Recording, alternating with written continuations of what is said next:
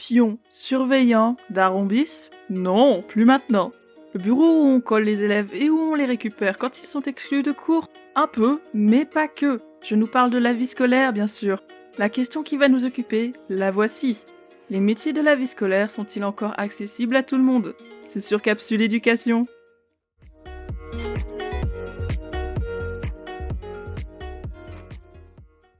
Un premier indispensable, c'est au niveau de la vie scolaire, un terme générique qui englobe tout un panel de métiers hors de la classe, mais présents dans l'établissement. Donc on va parler de CPE, d'AED ou d'AED-TIS, d'AP, d'APS et d'AESH. Certains établissements incluent les personnels de santé comme les infirmiers scolaires, les assistants sociaux et les conseillers d'orientation dans la vie scolaire. Un nouvel indispensable avant de commencer, l'enseignement agricole dépend du ministère de l'Agriculture et pas celui de l'Éducation nationale. Les personnels non enseignants du privé dépendent des OGEC et pas de l'État, contrairement aux enseignants qui dépendent toujours de l'État.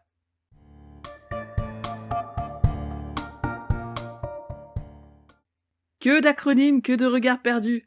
Et si on commençait par plonger dans le rôle spécifique de chacun et dans ce qui différencie tous nos collègues pour comprendre qui est qui fait quoi? 3 axes de mission pour le CPE ou conseiller principal d'éducation. Participer au fonctionnement de l'établissement, assurer la collaboration avec le personnel enseignant et aussi l'animation éducative, le tout complété par une équipe de vie scolaire qu'on connaît sous le nom d'assistant d'éducation. Coller les élèves et les gronder? Non, pas seulement. Il prend aussi part aux instances de l'établissement, rencontre les familles et les élèves en cas de problème et répond dans la mesure du possible aux demandes des collègues de tous les services, un peu la plaque tournante de l'établissement. 35 heures sur papier, parfois plus de 50 heures dans la réalité, ça dépendra de ce qu'on lui demande, du public de l'établissement et des urgences du jour. Ah oui, et puis CPE, pas surveillant général, l'école a évolué entre-temps. Les AED, ne les appelez plus pions ou surveillants, ce sont donc les assistants d'éducation. Hein? Non, pas assistants de vie scolaire. Les collègues en externat ont une mission de surveillance dans l'établissement, d'encadrement hors des classes de cours et de suivi de l'assiduité des élèves, entre autres choses. Et quelles sont ces choses? Standard du téléphone, urgence de la journée que le CPE ne peut pas prendre en charge tout de suite, paperasse et le classement, accompagnement dans les difficultés des élèves, et les AED de nuit assurent eux aussi des missions semblables, mais adaptées à l'internat. Administratif, accompagnement, encadrement, tout y est. Jusqu'à 42 heures voire plus de présence pour un temps plein, par semaine bien sûr, avec une pause méridienne de 30 minutes et 20 minutes de pause toutes les 6 heures. Certains établissements ont ce qu'on appelle des AED-TIS, des assistants d'éducation en charge des technologies d'information et de communication pour l'éducation. Que ce soit sur une partie de ces heures ou toutes ces heures, ce collègue prend en charge la généralisation des technologies dans son établissement, son développement et une partie de sa maintenance. Il agit au niveau du parc informatique et de son utilisation auprès des collègues et des élèves, que ce soit sur le réseau administratif ou le réseau pédagogique, tout ça en fonction des autorisations et des usages bien sûr. Non, pas un informaticien pour autant. Ah, que c'est flou. Ça tombe mal parce qu'Eduscol en personne n'a pas de fiche sur ce poste. Mais que de bernardise! Un collègue a mis en place un site intéressant pour que les AED-TIS s'y retrouvent. Ça s'appelle Logistef. Belle trouvaille au passage. AP? Non, pas l'accompagnement personnalisé. AP donc pour assistant pédagogique, à ne pas confondre avec AED, bien que le contrat soit basé sur le même statut. À la base, surtout présent dans les établissements au public dits difficiles, puisque sa mission consiste à faire du soutien scolaire et de l'accompagnement en appui au personnel enseignant.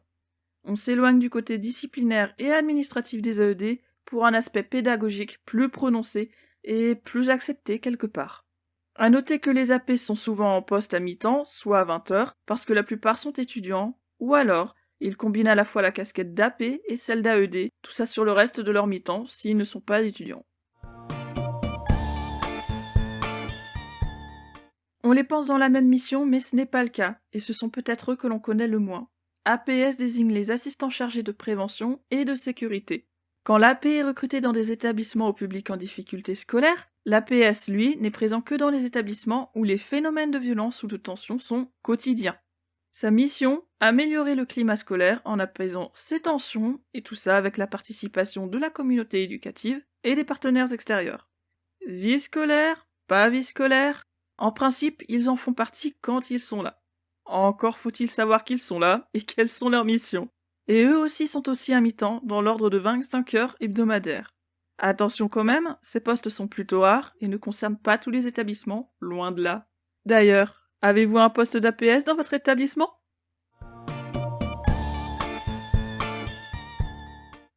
Accompagnants d'élèves en situation de handicap, les AESH, que l'on a connus comme un temps sous le nom d'AVS, soit auxiliaires de vie scolaire, donc qui existent toujours d'ailleurs, ont pour mission d'accompagner et de suivre la scolarité d'élèves en situation de handicap en lien avec les enseignants et les familles via l'établissement.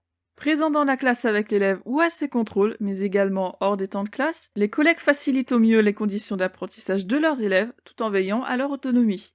Chaque AESH peut se voir attribuer plusieurs élèves en fonction des besoins et, oui, des quotas d'économie.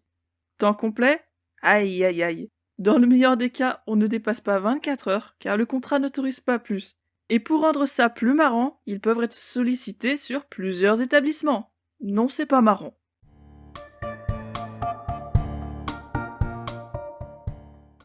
Nous voilà au clair sur les missions de la vie scolaire, assurer le fonctionnement de l'établissement en dehors de la classe, parfois même dedans, en étant en contact de tous les services. Et les traitements de ces métiers alors, vous en pensez quoi? À l'exception des CPE et des APS réservés au collège et au lycée, tous les autres métiers peuvent aussi s'exercer dans les écoles, même si les missions changent en fonction du public. Il est rare qu'un CPE soit à mi-temps, contrairement au reste de la vie scolaire, et c'est aussi le seul métier de ce service qui est considéré comme tel, c'est-à-dire un métier et pas une fonction provisoire. Cerise sur le gâteau avec la règle des fameux 6 ans dans le public. Je m'explique. Peu importe si l'on est AED ou AEDTIS, AP ou APS, au bout de 6 ans sur l'un de ces postes, il faut évoluer vers d'autres horizons, même si l'on a fait 1 an de chaque, par exemple. Le contrat est le même pour tous dans le public. En revanche, les AESH ont un autre type de contrat qui permet de faire, disons, 6 ans AED ou autre, et d'enchaîner sur 6 ans AESH. Fonction de transition ou vrai métier. Les AESH et les AED sont souvent perçus comme des postes où l'on ne reste pas longtemps puisqu'ils sont limités à 6 ans chacun. Des postes d'ailleurs conçus précisément pour arriver dans les concours de santé ou de CPE ou le CAPES parce que les fonctions ont été pensées en priorité pour les étudiants, leur permettre de s'imprégner du climat scolaire tout en leur laissant le temps pour leurs études. Ça, c'était la fonction de départ, puisqu'il y a désormais de moins en moins d'étudiants. Mais on verra ça plus en profondeur dans un prochain épisode. Retenons aussi qu'AESH et AED sont les deux seules fonctions ou métiers qui ne nécessitent pas de diplôme autre que le bac, précisément parce que conçus à la base pour des étudiants ou des personnes qui souhaitent évoluer vers d'autres postes une fois leurs 6 ans passés. Oui, enfin, la fonction d'AESH va peut-être commencer à changer. Les annonces du 24 août 2021 font état d'une revalorisation du métier qui devra prendre complètement effet en 2022. Pour faire très simple, vraiment très simple, un contrat en CDI sera désormais possible au bout d'un contrat de 3 ans renouvelable une fois, sur 3 ans encore. Ça fait toujours 6 ans en CDD, mais après, le poste est accessible en CDI. Bonne nouvelle également pour le traitement du métier. Le salaire évoluera sur 11 échelons, une revalorisation qui prend son temps, mais qui avance, même si le poste reste non qualifié pour l'instant.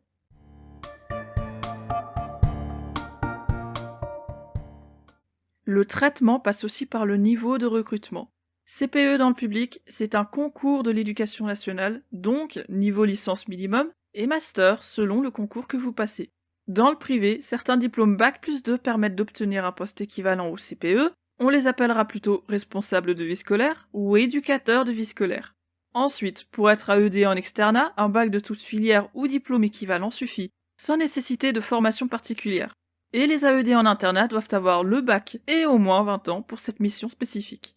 AP et APS sont à Bac+2 obligatoirement et une formation de 200 heures découpée sur 8 semaines est dispensée aux APS.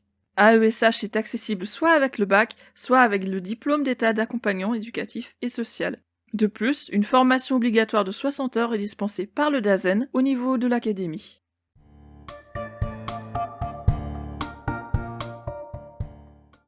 Et les différences entre le public et le privé.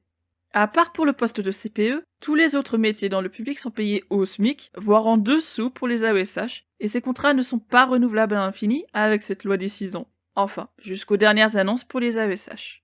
Dans le privé, c'est différent au niveau des AED parce que les salaires peuvent être négociés, la vie scolaire n'étant pas sous la responsabilité directe de l'éducation nationale, mais sous celle des OGEC. comprendre organisme de gestion de l'enseignement catholique.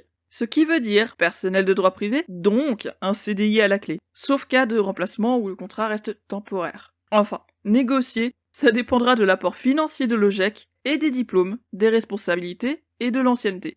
On n'est vraiment pas sur la même base, effectivement. Mais plus le personnel de droit privé évolue dans sa carrière, plus il aura la possibilité de négocier son salaire, quelque chose qui n'est pas encore accessible pour le public.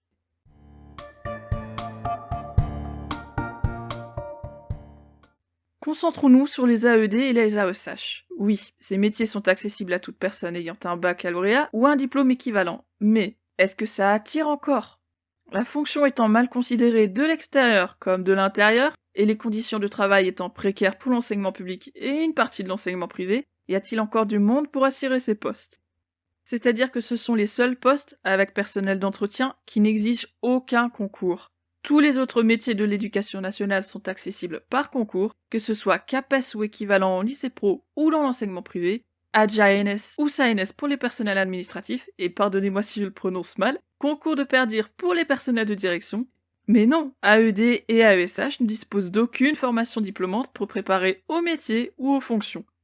Aucune garantie de rester toute l'année ou d'être renouvelé l'année suivante, car le contrat dépend du bon vouloir de l'établissement. Salaire au SMIC parce que pas de diplôme nécessaire pour entrer, à part le bac. Pas de titularisation parce que pas besoin de concours pour avoir un poste. Et fonction transitoire, effectivement. De nombreux collègues AED passent des concours et laissent leur poste vacant. Ceci ajouté aux crises de recrutement déjà légion en début d'année, à l'image de la rentrée 2021. Difficulté de recrutement parce que tout le monde n'a pas forcément les compétences attendues, contraintes de temps et de public, contraintes entre les établissements de ville et ceux en zone rurale, contraintes entre les établissements dits calmes et ceux qui suscitent l'inquiétude parce qu'en zone prioritaire. Vous pensez peut-être que le privé s'en sort mieux ? Eh bien non, bizarre hein. Parce que les postes en CDI sont assez vite pourvus, mais les postes de remplacement temporaire nécessitent de plus en plus de poster des annonces, non plus seulement en interne, tout ça pour le vivier qui se présente, mais aussi de poster des annonces sur les sites d'offres d'emploi, tant les candidatures approuvées ne suffisent plus dans certaines zones. Ça touche le public et le privé. Et une nouvelle difficulté présente aujourd'hui, ne pas avoir de formation autre que le bac semble devenir un frein pour certains établissements. Pour le constater, rien de plus simple, rendez-vous sur les annonces en ligne, où l'on demande parfois aux candidats de justifier d'un bac plus 2 au moins, voire bac plus 3, tout ça pour être AED. Interdit par la circulaire relative aux assistants d'éducation qui date de on va aller à la louche 2003, circulaire qui rappelle bien au passage que la condition au niveau des diplômes, c'est bien d'avoir le bac ou un diplôme équivalent. Mais selon que l'on a des prépas et des BTS dans les lycées, la méthode est acceptée, et les AED sont embauchés en endossant à la fois la double casquette d'AED et d'AP, sans que le contrat ne change pour autant. Autres annonces étonnantes sur les mêmes sites ? Demander à un AED qui a un bac général. Discrimination envers les bacs pro et les bacs techno, ou autre chose ?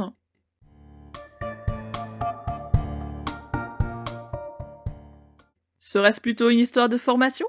C'est que gérer des situations loin d'être évidentes sans avoir eu une formation diplômante pour s'y préparer, devoir faire face à des contraintes et des responsabilités qui s'étalent sur les missions de base, tout ça n'est pas accessible à tout le monde, parce que la fonction évolue avec son public, sa politique et tout l'environnement qui l'entoure. Comment continuer à assurer le service de vie scolaire avec de tels changements si l'équipe n'est pas redéfinie dans ses objectifs et dans ses qualifications ? Aujourd'hui, il ne s'agit plus que de surveiller ou d'encadrer. Il y a une réelle mission d'accompagnement éducatif et pédagogique, quelque chose qui se rapproche de plus en plus du travail de nos collègues CPE et qui vient réellement en complément de leur mission. Cette polyvalence absolue qui est demandée se paye dans les annonces d'emploi. Demander un bac plus 2, voire plus 3, un bac général ou de l'expérience pour un métier en principe accessible sans ces 3 éléments est une assurance pour les établissements d'avoir une personne peut-être plus mature et plus préparée à faire face à des situations parfois violentes ou difficilement gérables. Parce que oui, il faut être capable de s'y confronter. Devant de plus en plus de candidatures, dont certaines qui ne correspondent pas du tout aux attentes, les recruteurs tentent de resserrer les possibilités pour trouver des candidats qui répondent mieux à l'annonce, quitte à fermer la porte à des personnes très motivées, mais aussi bien moins préparées. Tout le dilemme d'un recrutement, la formation attirera forcément plus l'œil d'un recruteur. Si accessible que ça la vie scolaire, vraiment ?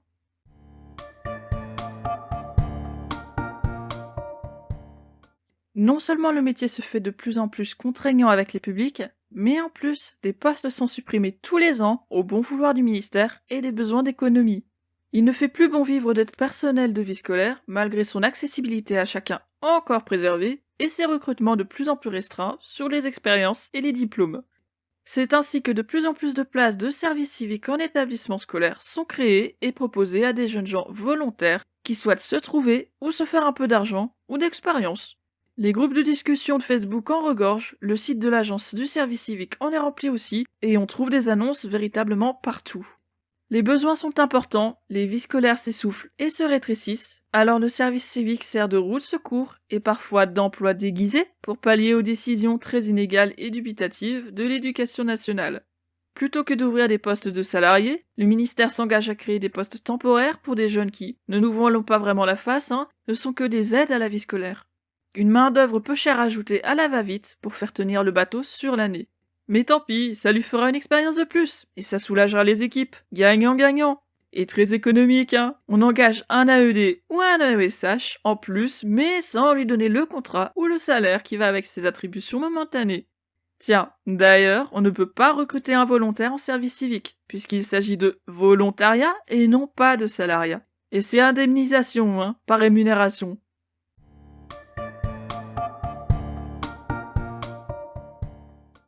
Trouver une solution au problème d'accessibilité risquerait de contenter les uns et de mécontenter les autres, comme toujours.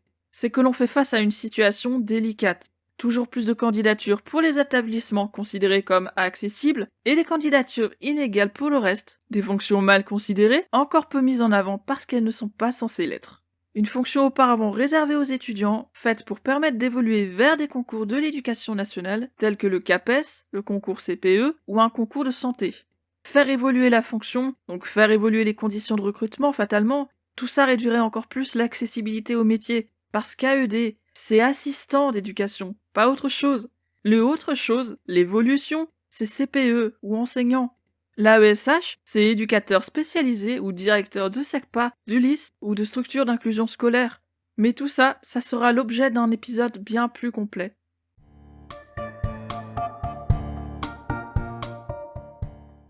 Mon avis personnel, de l'école primaire jusqu'au lycée, j'ignorais totalement ce qu'était la vie scolaire. Je n'allais pas souvent m'y frotter. Et études sup, ce fut une autre histoire, une très belle histoire au final, parce qu'elle m'a ouvert la voie à une autre partie de l'école. Je connaissais l'enseignement, j'ai découvert l'éducation quand j'étais au plus mal. Cette proximité avec le service m'aura progressivement ouvert la voie vers un domaine que j'aimais déjà, mais dans lequel je n'osais pas m'engager.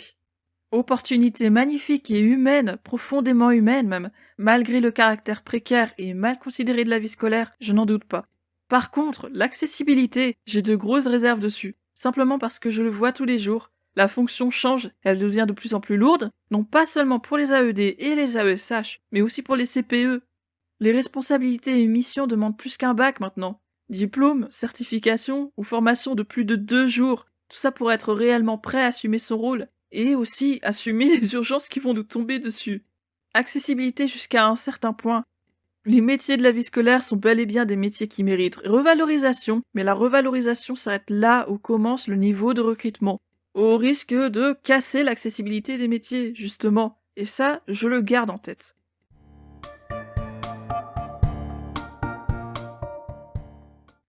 Les métiers de la vie scolaire ont été conçus dans l'optique de permettre à des étudiants d'allier études et travail, mais c'est un fait. La fonction évolue avec le reste dans ses missions, et il y a de moins en moins d'étudiants, même si le contrat reste toujours le même. Accessible sur papier, mais on se rend compte qu'au final, les fonctions commencent à se resserrer autour d'un vivier déjà diplômé avec ses expériences. Et moi, j'ai envie de nous demander, est-ce qu'il faudra finir par redéfinir les contours de la vie scolaire ? Allez, mercredi prochain sur Capsule Éducation, même horaire, même endroit. Parlons éducation nationale, ou bien était-ce instruction nationale ? Parlons instruction, parlons éducation, parlons enseignement, ou garderie. Portez-vous bien et ne baissez pas les bras.